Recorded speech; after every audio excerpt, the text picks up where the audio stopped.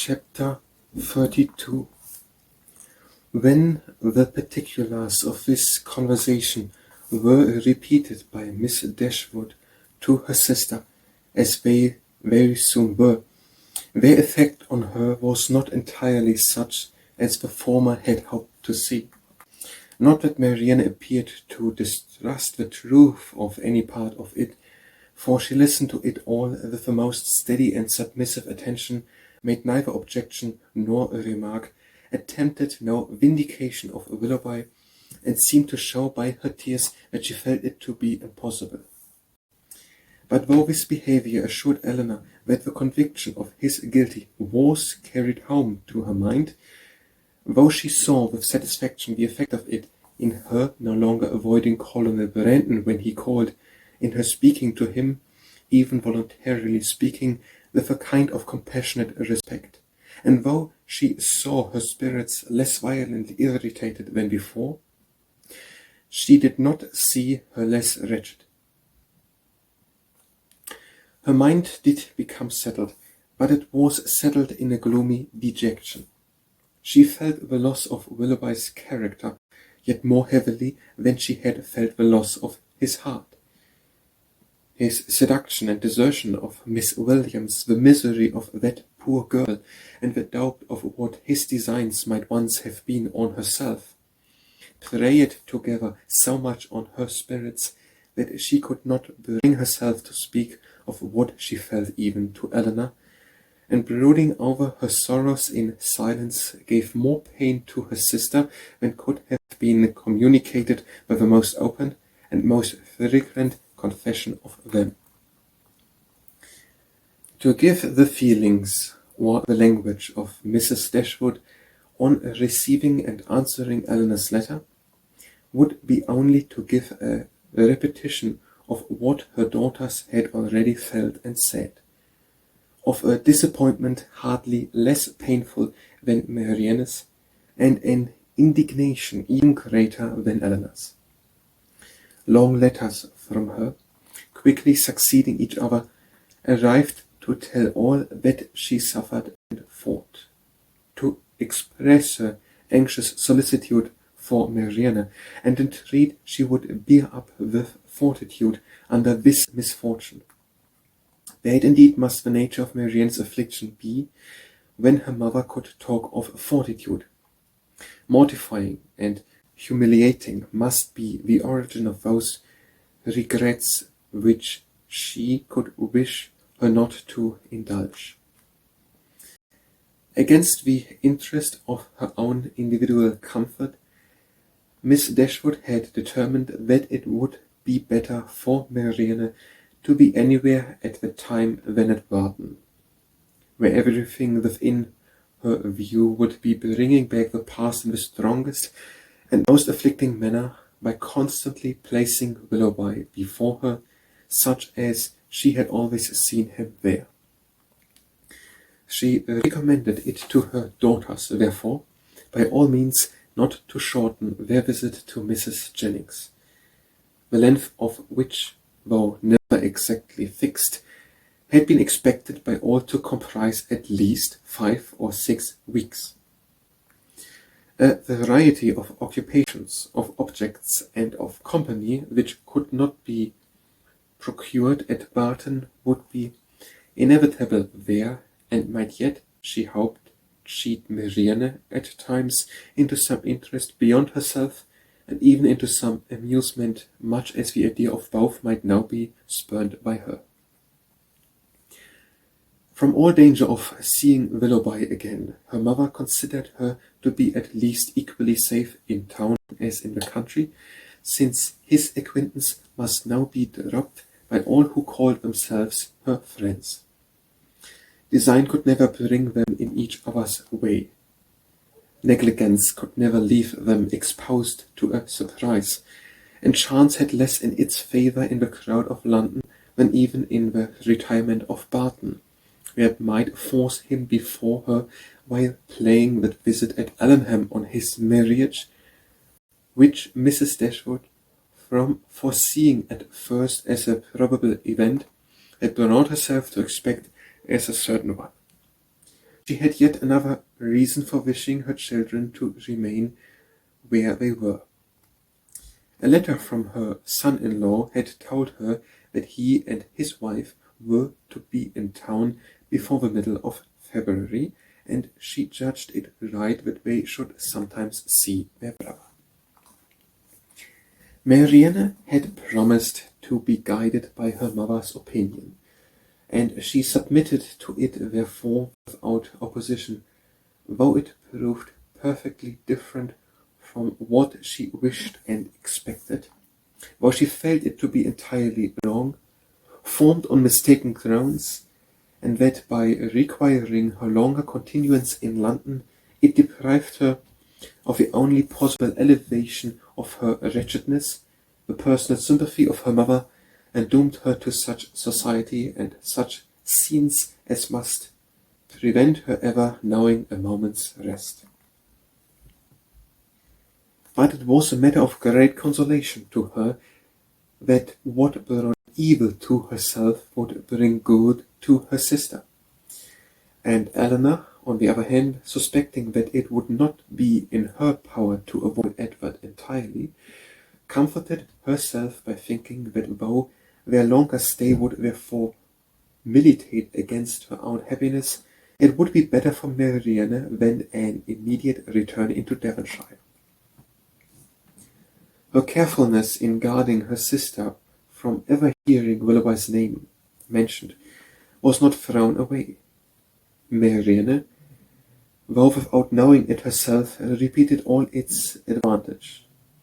For neither Mrs. Jennings nor Sir John, nor even Mrs. Palmer herself, ever spoke of him before her.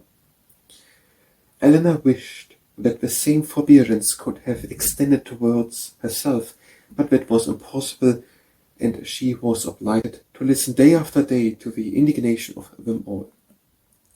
Sir John could not have thought it possible. A man of whom he had always had such reason to think well, such a good-natured fellow, he did not believe there was a bolder rider in England. It was an unaccountable business. He wished him at the devil with all his heart.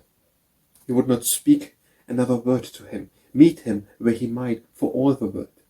Now, not if it were to be by the side of Barton Covert, and they were kept waiting for 2 hours together. Such a scoundrel of a fellow, such a deceitful dog. It was only the last time they met that he had offered him one of Folly's puppies, and this was the end of it. Mrs. Palmer, in her way, was equally angered. She was determined to drop his acquaintance immediately, and she was very thankful that she had never been acquainted with him at all. She wished with all her heart Combe Magna was not so near Cleveland, but it did not signify, for it was a great deal too far off to visit. She hated him so much that she was resolved never to mention his name again, and she should tell everybody she saw how good-for-nothing he was. The rest of Mrs. Palmer's sympathy was shown in procuring all the particulars in her power of the approaching marriage and communication them to Eleanor. She could not tell at what coachmakers the new carriage was building, by what painter Mr. Willoughby's portrait was drawn, and at what brewhouse Miss Grey's clothes might be seen. The calm and polite unconcern of Lady Middleton on the occasion was a happy relief to Eleanor's spirits, oppressed as they often were by the clamorous kindness of the others. It was a great comfort to her to be sure of exciting no interest in one person at least among their circle of friends.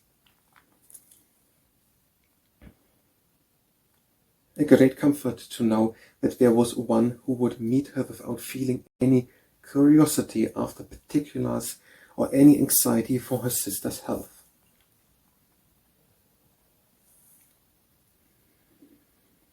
Every qualification it raised at times by the circumstances of the moment to more than its real value, and she was sometimes worried down by officious condolence to rate good breeding as more indispensable to comfort than good nature. Lady Middleton expressed her sense of the affair about once every day or twice, if the subject occurred very often, by saying, "It is very shocking indeed." And by the means of this continual but gentle vent was able not only to see the Miss Dashwoods from the first without the smallest emotion, but very soon to see them without recollecting a word of the matter, and having thus supported the dignity of her own sex, and spoken her decided censure of what was wrong in the other, she thought herself at liberty to attend to the interest of her own assemblies, and therefore determined, or rather against the opinion of Sir John, as Mrs. Willoughby would at once be a woman of elegance and fortune, to leave her card with her soon as she married. Colonel Brandon's delicate, unobtrusive inquiries were never unwelcome to Miss Dashwood. He had abundantly earned the privilege of intimate discussion of her sister's disappointment by the friendly zeal with which he had endeavoured to soften it, and they always conversed with confidence. His chief reward for the painful exertion of disclosing past sorrows and present humiliations was given in the pitying eye with which Marianne sometimes observed him, and the gentleness of her voice whenever, though it did not often happen, she was obliged or could oblige herself to speak to him. These assured him that his exertion had produced an increase of goodwill towards himself, and these gave Eleanor hopes of its being further augmented hereafter. But Mrs. Jennings, who knew nothing of all this, who knew only that the colonel continued as grave as ever, and that she could never prevail on him to make the offer himself, nor commission her to make it for him, began at the end of 2 days to think that, instead of midsummer, they would not be married till Michaelmas, and by the end of a week that it would not be a match at all. The good understanding between the colonel and Miss Dashwood seemed rather to declare that the honours of the mulberry tree, the kennel, and the yew arbour would all be made over to her, and Mrs. Jennings had for some time ceased to think at all of Mr. Ferrars. Early in February, within a fortnight from the receipt of Willoughby's letter, Eleanor had the painful office of informing her sister that he was married. She had taken care to have the intelligence conveyed to herself as soon as it was known that the ceremony was over, as she was desirous that Marianne should not receive the first notice of it from the public papers, which she saw her eager examining every morning. She received the news with resolute composure, made no observation on it, and at first shed no tears, but after a short time they would burst out, and for the rest of the day she was in a state hardly less pitiable than when she first learned to expect the event. The Willoughbys left town as soon as they were married, and Eleanor now hoped, as there could be no danger of her seeing either of them, to prevail on her sister, who had never yet left the house since the blow first fell, to go out again by degrees as she had done before. About this time the two Miss Steeles, lately arrived at their cousin's house in Bartlett Buildings, Holborn, presented themselves again before their more grand relations in Conduit and Berkeley Street, and were welcomed by them with all great cordiality. Eleanor only was sorry to see them. Their presence always gave her pain, and she hardly knew how to make a very gracious return to the overpowering delight of Lucy in finding her still in town. "I should have been quite disappointed if I had not found you here still," said she repeatedly, with a strong emphasis on the word. "But I always thought I should. I was almost sure you would not leave London yet a while, for you told me, you know, at Barton, that you would not stay about a month. But I thought at the time that you would most likely change your mind when it came to the point. It could have been such a great pity to have went away before your brother and sister came, and now to be sure you will be in no hurry to be gone. I am amazingly glad you did not keep to your word." Eleanor perfectly understood her, and was forced to use all her self-command to make it appear that she did not. "Well, my dear," said Mrs. Jennings, "and how did you travel?" "Not in the stage, I assure you," replied Miss Steele with quick exultation. "We came post all the way, and had a very smart bird to attend us. Dr. Davis was coming to town, and so we thought we'd join him in a post-chaise, and he behaved very gentilly, and paid 10 or 12 shillings more than he did." "Oh, oh," cried Mrs. Jennings, "very pretty indeed. And the doctor is a single man, I warrant you." "There now," said Miss Steele, affectedly simpering, "everybody laughs at me so about the doctor, and I cannot think why. My cousins say they are sure I have made a conquest, but for my part I declare I never think about him from one hour's end to another. Lord, here comes your beau, Nancy," my cousin said the other day, when she saw him crossing the street to the house. "My beau, indeed," said I. "I cannot think who you mean. The doctor is no beau of mine." Aye, that is very pretty talking, but it won't do. The doctor is the man I see." "No, indeed," replied her cousin, with affected earnestness, "and I beg you will contradict it if you ever heard it talked of."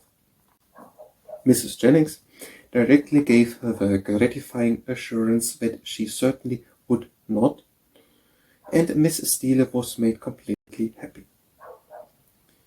"I suppose you will go and stay with your brother and sister, Miss Dashwood, when they come to town," said Lucy, returning after a cessation of hostile hints to the charge. "No, I do not think we shall." "Oh, yes, I dare say you will." Eleanor would not humour her by further opposition. "What a charming thing it is that Mrs. Dashwood can spare you both for so long a time together." "Long a time, indeed," interposed Mrs. Jennings.